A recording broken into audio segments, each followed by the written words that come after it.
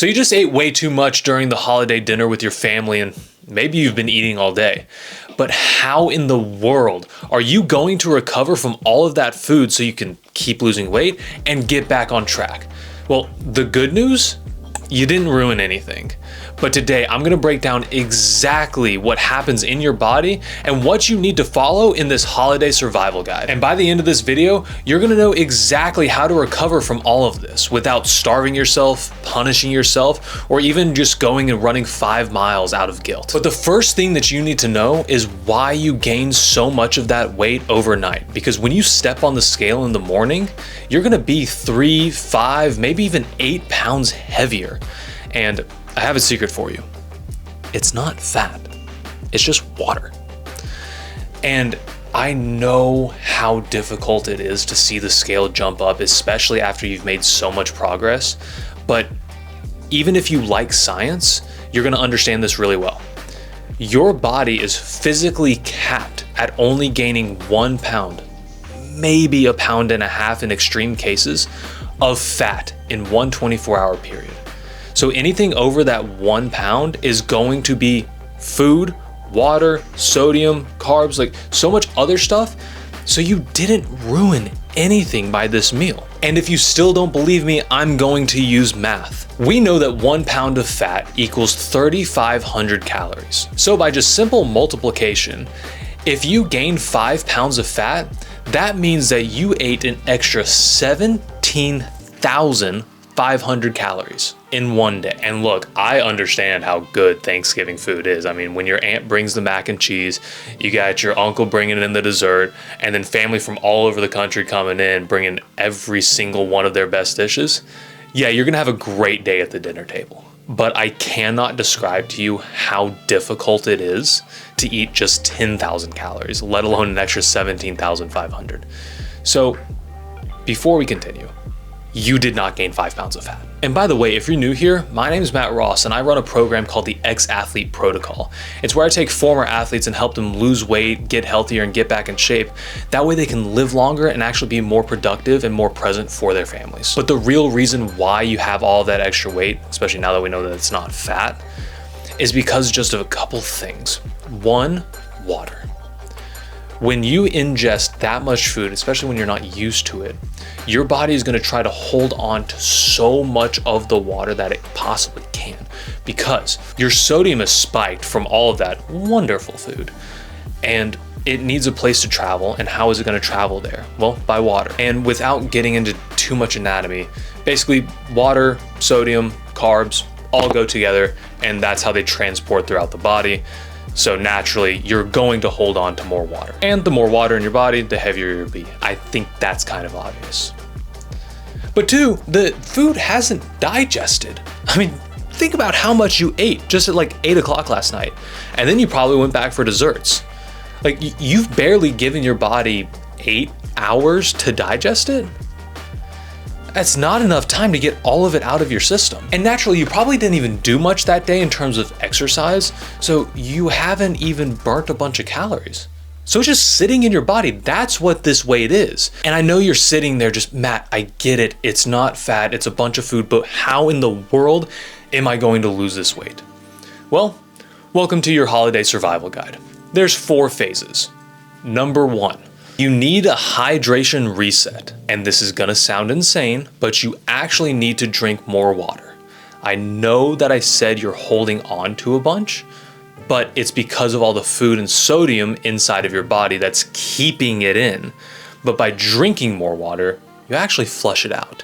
And if you've seen before, there are extreme cases in athletes where they drink so much water trying to get hydrated, they flush out all of their electrolytes. They go to play the next day and pass out on the field. It actually happens way more than you might think, but that's a side note. For you, you need to get rehydrated, because I know you didn't drink much water, but you're also going to flush out all of that extra food inside of your body, all of the sodium, and get you back to a very normal state. Which also begs the question, well, how much water should I drink? I mean, a safe bet is around a gallon the next day. I mean, you can go to like 80 to 120 ounces, but for the most part, it needs to be kind of a lot. you're gonna be peeing a bunch, and you probably should have some sort of electrolyte drink in there too. A Gatorade Zero, Powerade Zero, nothing with sugar in it. I think that's kind of obvious, but for some reason I have to keep saying it because people keep doing it. Anyways, use some electrolytes, maybe even squeeze some lemon in there, that way you can have lemon water. But be prepared to get a full hydration reset going. Number 2, you need to get back to your routine. The quicker that you can get back to your everyday life, the easier this is gonna be. So if you're somebody that gets up and works out at 6 o'clock in the morning, I do not care how tired you are, you need to get up and go work out at 6 o'clock in the morning. And that goes for the same thing as your food. If you typically have just a protein shake for breakfast, or maybe you intermittent fast and eat a big lunch, go back to your routine. Your brain is automatically going to know what's happening. It's going to feel a lot more calm. And I get it, you want to restrict food. You want to just starve yourself the entire day because, oh, well, if I ate 5,000 calories yesterday and I don't eat today, then that's technically 2,500 calories, right? No, you are going to hurt yourself. And I know there's so many people out there talking about how you can go on 72-hour water fast and all this stuff. You need to prepare for an all-day fast. Doing it right after a massive holiday meal is one of the worst decisions that you can possibly do. So if you don't listen to another second of this video, hear me on this. You need to eat like normal the next day. Your body is going to recover so much faster when it has its normal food, its normal routine, and maintaining the homeostasis that it loves and knows. And by the way, when I say eat food, I don't mean all of the junk leftovers. Or you probably have some turkey, some ham, maybe some steak in there. That's fine, obviously, like it's protein, which is actually gonna be a number 3. But eating all of that extra junk doesn't do you any good. Enjoy it the day of, but the next day, get back to your routine. Phase 3, we're going to increase protein and volume. One thing that you can do during this is restrict a certain type of food. It's not a bad idea to cut back on the carbs. But it's exactly why I said you're going to increase your protein. The more protein that you have, the more your body can recover. But protein does something really, really cool. For starters, it is such a complex molecule of amino acids that it's really hard to break down. So it's gonna stay in your stomach for longer, which means that your body is going to stay fuller. At least it's going to think that it is. So when you eat more protein and it's taking all that time to digest in your stomach, you're not gonna be as hungry. And because you're not as hungry, your sugar cravings plummet. And it's really hard to get rid of them, but I promise you, if you eat more protein, your cravings are gonna go away. Now don't get me wrong, I love some holiday cookies, right? All those desserts, it is incredible. But if you care about your health, you care about becoming a new person, and you care about doing something that is going to last for a lifetime, especially for the people that you love, you need to listen to this video and implement everything that I am saying. Oh, but one day won't hurt me. That's exactly how it turns into 2 days, and then 3 days, and then the next month, and the next month. And then you look up and all of a sudden you're back to 50 pounds overweight, unhealthy as all get out, and what's the point? Your spouse isn't attracted to you anymore. You don't get a lot of respect from anyone anymore. You can hardly play with your kids because you're out of breath the entire time. All because, one day won't hurt me. It's a joke. And if that sounds harsh, then you probably needed to hear it. But here's the thing. I am on a mission to help 10,000 people lose weight and get back in shape because I am sick and tired of seeing people shovel just junk in their mouth for the sake of it tastes good and then ruin their lives, set their kids up for failure, and just live an unhealthy life in general simply due to the fact of what they put in their mouth. Everything that you eat is a choice. And I get it, some people are financially burdened. But here's the deal. Healthy food isn't as expensive as you think it is. You just believe the lie that the internet tells you. So before we move on to phase 4, please hear me. I care about you and I want you to be healthier.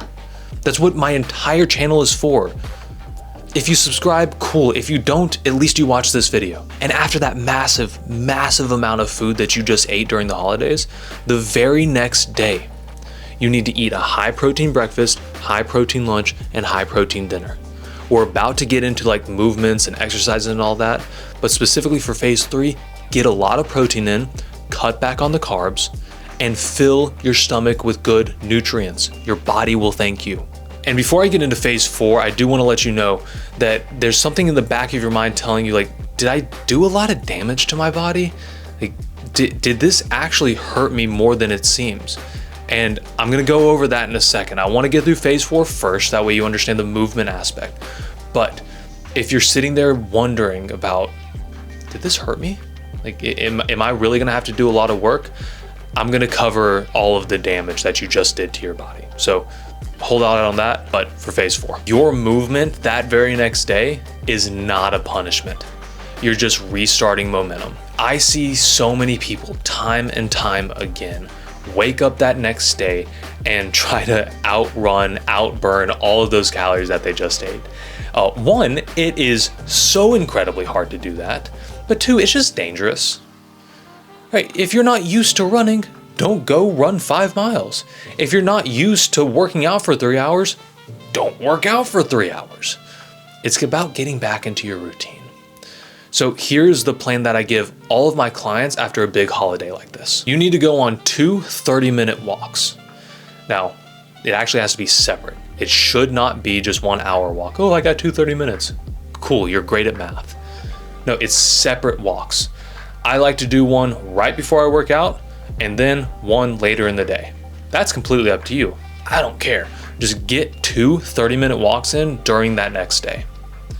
You should also lift. Now, once again, if we're going back into our routine, whatever you're programmed for that day, you're doing for that day.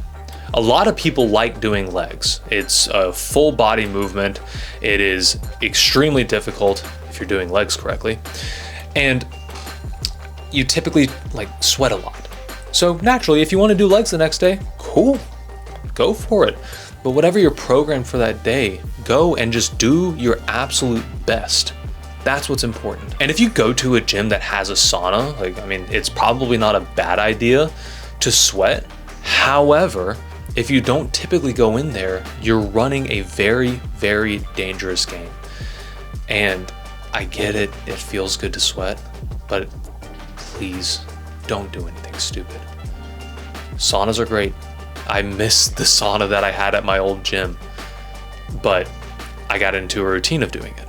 So it wasn't out of the ordinary. And if you're not typically a sauna person, you should not start. And I know it makes sense like, oh, I'm burning calories, but it goes deeper than that. See, doing all of this extra movement, our goal is to increase blood flow, which naturally is going to reduce all of that inflammation inside of your body. And one of the really, really, really cool things that happens is it actually speeds up all of that water getting out of your system. And if you've played sports at basically any level, you know exactly what I'm talking about. You would get so dehydrated because of all the sweat that you would put out. So naturally, we're kind of doing the same thing, except for the fact that we're not going to put our bodies at risk of injury for it. So get back to your regularly scheduled lifting program. Go walk twice a day for at least 30 minutes. You can do more if you want. And if you're a sauna person, you want to sweat, go sweat.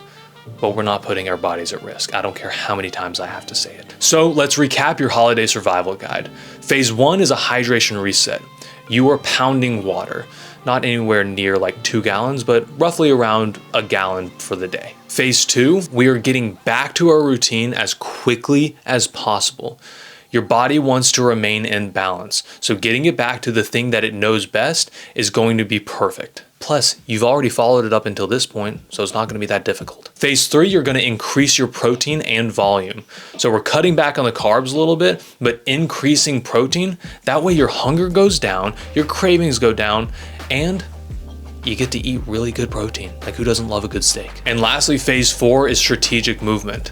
It's 2 30-minute walks, your regular lifting session, and if you like to sweat, you can go find a way to sweat. If you can follow those 4 phases, I promise you, you can survive every single holiday from here on out. But I did tell you that there was one more thing that I was going to cover, and it's about the damage that all of that wonderful, amazingly tasty food caused to your body. So when you step on the scale in the morning, you're gonna be heavier. When you step on the scale the next day, you're gonna be heavier than normal. And it's probably gonna take around 7 days for it to level out. Maybe 5 if you follow the guide really, really well. But the number on the scale isn't the real goal. Getting back into your routine and just getting back on track to build the momentum, that's where we want it to be. See, that number is just a fleeting 3-4 digit number. Nobody's 1,000 pounds at 4 digits because it's like the 2 point whatever. You get what I'm saying. But you shouldn't actually care about that number. It's just data to know what's happening within your body, and you can track it over time to know if your diet's working or not. And don't get me wrong, eating a bunch of sugar, eating a bunch of fat isn't that great for the body. However, because you're following this guide now, you're really lucky because one day really didn't do much for you. It's not great. Your body probably might feel a little bit more tired and more sore, but in terms of damage, you really didn't do much. The good news is that you can hop right back on track. The bad news is that there is something called the holiday shadow effect. And it is what it is, but your family's gonna wanna send you home with food. And if you hosted, you're gonna be left with a lot of food. So you're going to be tempted with all of your worst, but also best because it tastes so good, foods for the next week. And it's up to you. Now, I'm gonna be honest with you. Nobody's gonna know if you throw it away. Serious. They're not gonna know if you throw it away. And maybe you have some family members, maybe your spouse or kids wanna keep it. That's fine, but lead by example. Do it for your family. Because you picking up that piece of pumpkin pie is a choice. You eating that cheesecake, dessert, casserole, Oreo, whatever 8 names it's gonna have, is a choice. Nobody's forcing you to eat it. Nobody's forcing you to warm up the leftovers. And nobody's forcing you to shovel it in your mouth. So don't. I just gave you everything that you need to survive the holidays. And if you go and choose to still pick up that food, that one's on you. And if you want help from this point moving forward, you can email me, you can find me on Instagram because my DMs are always open for you, or you can just click the link in the description and it'll show you a video that explains exactly what I do with my clients, and you can take the little assessment below. Either way, you have your holiday survival guide, you know what happened when you ate all of that food, and you know how to recover. So it's up to you. If you follow it, you're gonna thank me. If you don't follow it, well, I've got more videos for you. Kind of like this one, where I break down exactly how one of my clients, Tyler, gained 45 pounds after retiring, but then lost it all. So go check this out, that way you can see his full transformation. But remember, my name's Matt Ross, this is the Ex-Athlete Protocol. God loves you.